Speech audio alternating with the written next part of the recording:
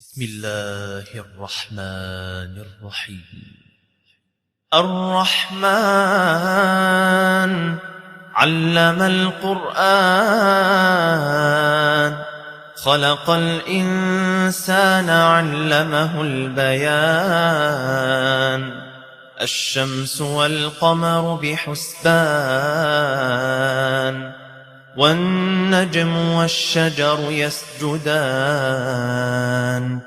والسماء رفعها ووضع الميزان، ألا تطغوا في الميزان. وأقيموا الوزن بالقسط ولا تخسروا الميزان. والأرض وضعها للأنام، فيها فاكهة والنخل ذات الأكمام، والحب ذو العصف والريحان. فبأي آلاء ربكما تكذبان؟ خلق الإنسان من صلصال كالفخار، وخلق الجان من مارج من نار. فبأي آلاء ربكما تكذبان؟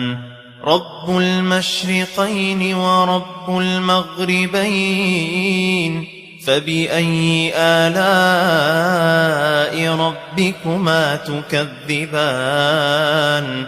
مرج البحرين يلتقيان، بينهما برزخ لا يبغيان. فبأي آلاء ربكما تكذبان؟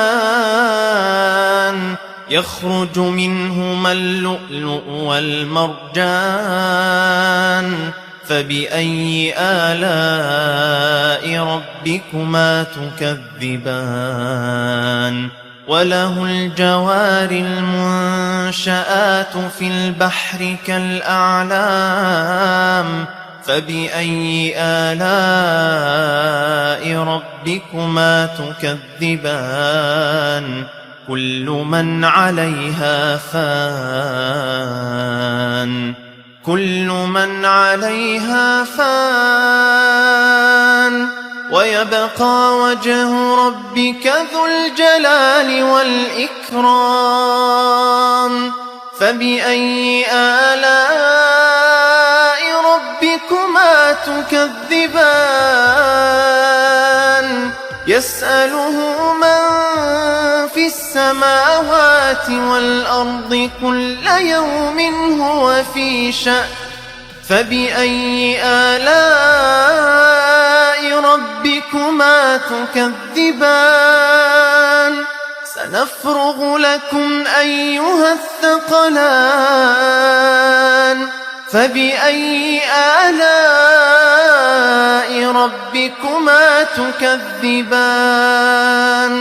يا معشر الجن والإنس إن استطعتم أن تنفذوا من أقطار السماوات والأرض فانفذوا، لا تنفذون إلا بسلطان. فبأي آلاء ربكما تكذبان؟